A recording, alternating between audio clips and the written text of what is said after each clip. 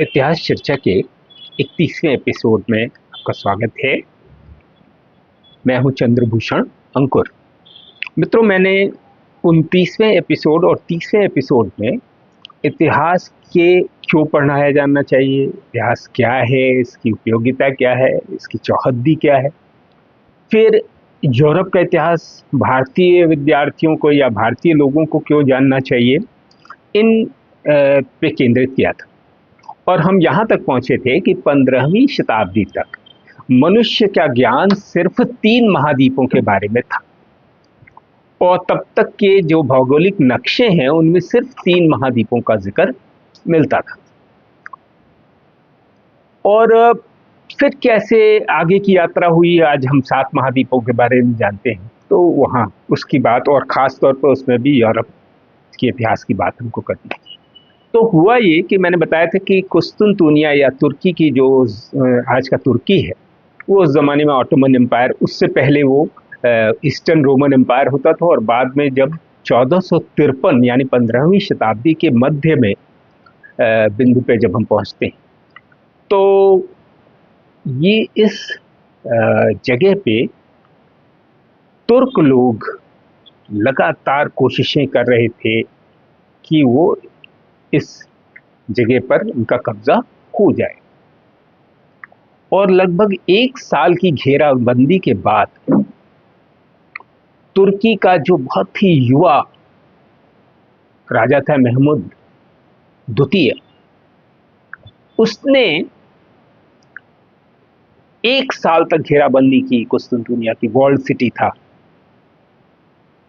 उस जमाने में ज्यादातर बड़े नगर या कैपिटल सिटीज जो होती थी या राजधानी होती, तो वो वॉल्ड सिटी होती थी, मतलब एक चार दीवारी के भीतर एक शहर पूरा, और उसके कुछ निर्धारित गेट्स होते थे जहां से चेकिंग करके ही आप शहर में घुस सकते थे। तो यही हाल कुस्तुनतुनिया का था। और उसको उन्होंने 1 साल तक घेराबंदी किए रखा तुर्कों ने, और तब जाके वो इस शहर पर कब्जा करने में सफल हो गए। और इस तरह से पूर्वी रोमन एम्पायर का पतन हो गया और वहां पर अब तुर्क आ गए। और तुर्कों ने, चूंकि उनके लिए ये जगह पहले यहाँ अपनी सत्ता को मजबूत करना था, इसलिए उन्होंने परंपरागत एशिया और यूरोप के बीच आवागमन का ये जो मार्ग था, इसको कुछ समय के लिए या कई वर्षों तक के लिए उन्होंने बंद कर दिया, ताकि यूरोप की तरफ से हमलावर आकर कहीं दोबारा से इसे कब्जा न कर लें। अब व्यापार का, यूरोप और एशिया 2 महाद्वीपों के बीच व्यापार का जो परंपरागत रास्ता था, वह 1453 में तुर्कों द्वारा कुस्तुनतुनिया पर कब्जा कर लिए जाने के कारण बंद हो गया। और उन्होंने इस महत्वपूर्ण 2 महाद्वीपों के बीच के व्यापार मार्ग को जब बंद कर दिया, तो व्यापार तो जीवन के, दैनिक जीवन से जुड़ी हुई चीज है। बहुत सारी चीजों की जरूरत जो यूरोप में थी वो एशिया से जाती थी, और यूरोप से बहुत सारी चीजें एशिया में आती थी जिनके बगैर जीवन प्रभावित होता था। तो यूरोप में इसकी पहल शुरू हुई। ज्यादातर यूरोप को एशियाई चीजों की जरूरत होती थी, तो यूरोप से ही इसकी पहल शुरू हुई।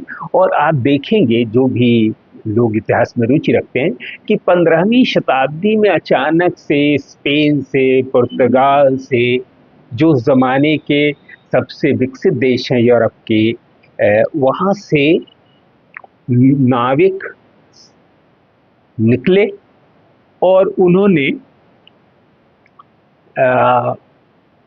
समुद्र के द्वारा एशिया पहुंचने का नया मार्ग ढूंढने की कोशिश शुरू की।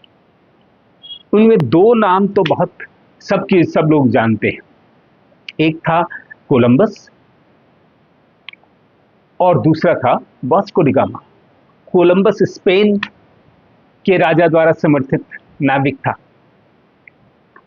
और वास्को डी गामा पुर्तगाल के राजा द्वारा फाइनेंस्ड और मदद प्राप्त व्यापारी था या नाविक था।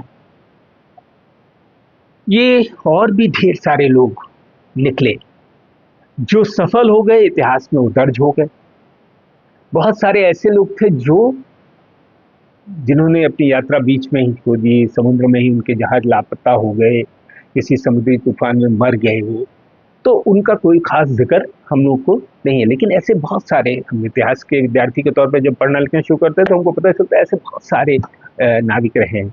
अमेरिगो अमेरिका के लिए, या मार्को पोलो, ऐसे बहुत सारे लोग उस जमाने में निकले थे जिन्होंने समुद्री यात्राएं करके नए भौगोलिक मार्गों की खोज की।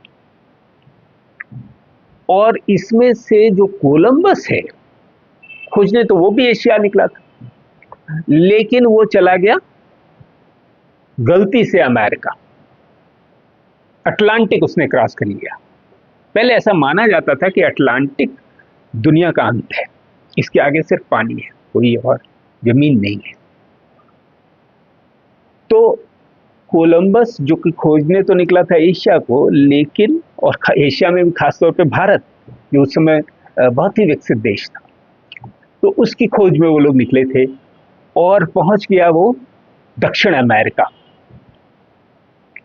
और वो भारत खोजने निकला था, इसका पता इस बात से चलता है कि उसने अपने जब अमेरिका की धरती पे, दक्षिण अमेरिका को उसने टच किया धरती पे, तो उसको वहाँ जो लोग दिखे उनके उनके चमड़े के रंग या उनके जो कलर था वो तंबई था, तांबे का था।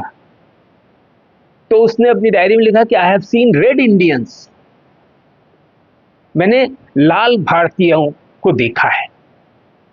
बाद में ये तो पता चला कि जब भारत के बारे में जो विवरण उपलब्ध थे उनको जब मिलान करता गया, और तब उसको पता चला कि ये तो भारत नहीं है, ये तो कहीं हम आ गए हैं और एकदम नई जगह है जिसके बारे में अभी तक कोई ज्ञान नहीं था। इसीलिए उस जमाने में हम लोग ये बचपन में पढ़ते थे नई दुनिया, न्यू वर्ल्ड।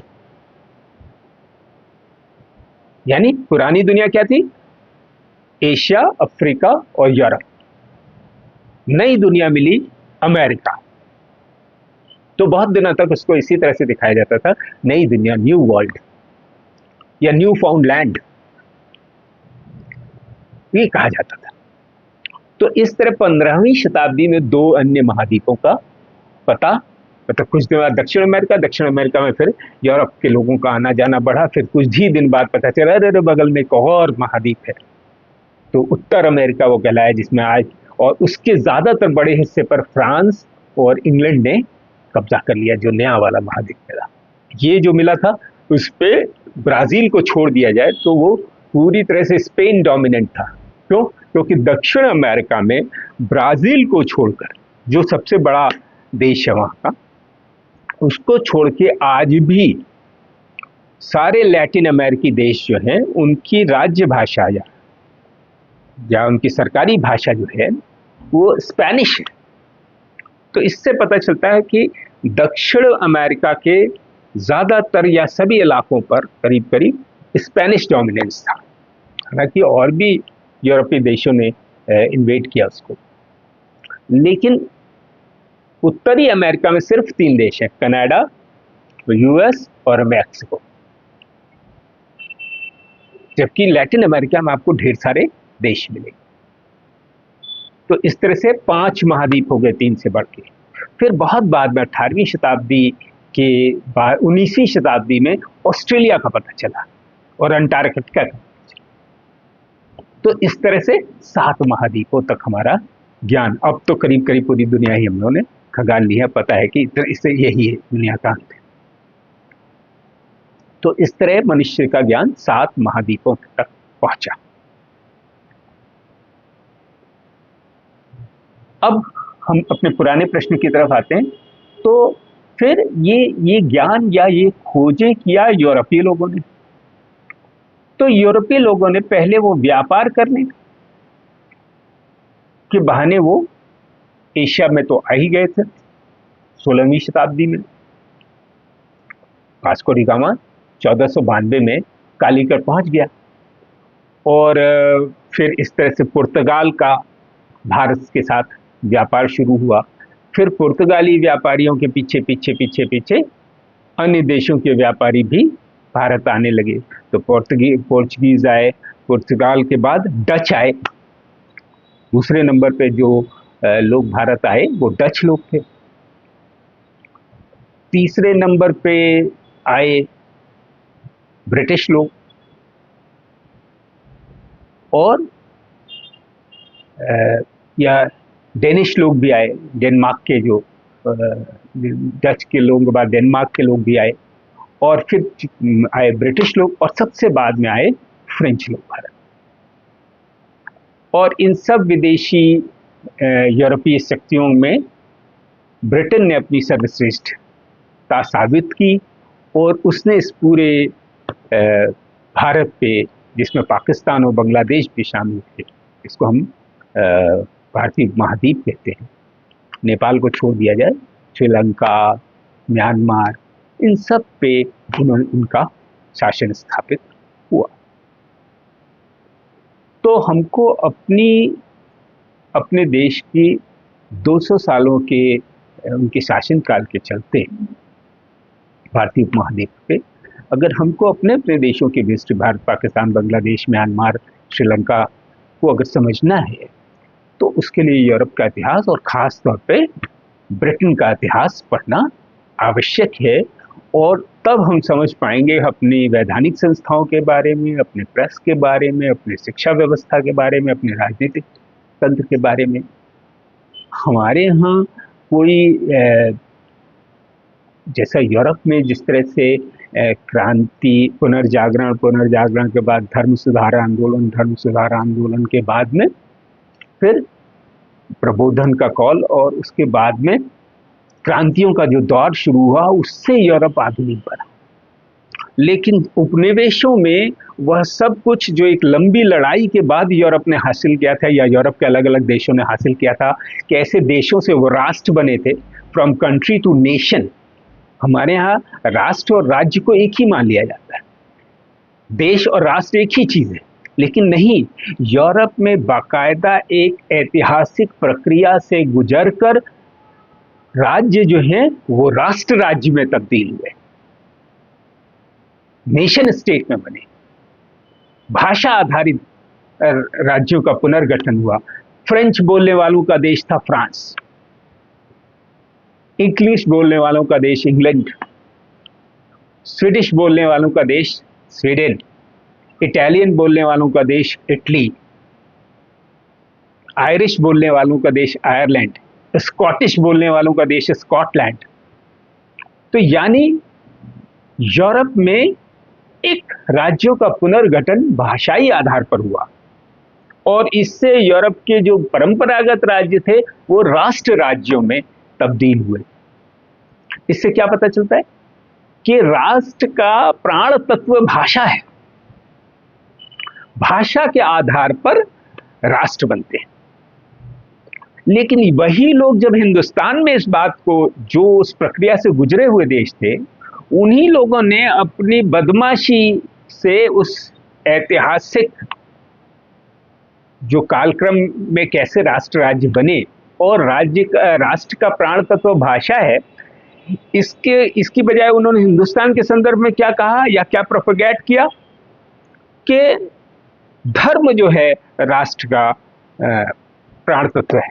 और भारत में दो राष्ट्रीयताएं रहती हैं, एक हिंदू राष्ट्रीयता और एक मुस्लिम या इस्लामिक राष्ट्रीयता है।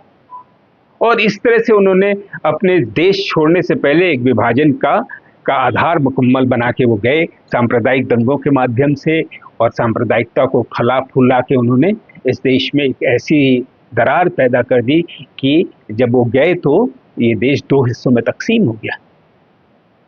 लेकिन जब 1971 में बांग्लादेश बना, तो फिर इस बात का प्रमाण मिला कि अंग्रेजों ने गलत बात यहाँ की, और भारतीयों ने गलत संदर्भ में अपने अपने निजी हितों में कुछ भारतीय नेताओं ने तत्कालीन इसका गलत इंटरप्रिटेशन किया था। क्यों? क्योंकि इस्लाम के आधार पर अगर राष्ट्र बनता तो बांग्लादेश और पाकिस्तान को अलग नहीं होना चाहिए था, क्योंकि दोनों इस्लामिक देश थे, दोनों में मुसलमान जनसंख्या ज्यादा, लेकिन बना। और बांग्लादेश की निकटता पश्चिम बंगाल से ज्यादा बनती है, क्योंकि भाषा दोनों की एक है। नजरुल इस्लाम और टैगोर दोनों देशों में समान रूप से पूजनीय है।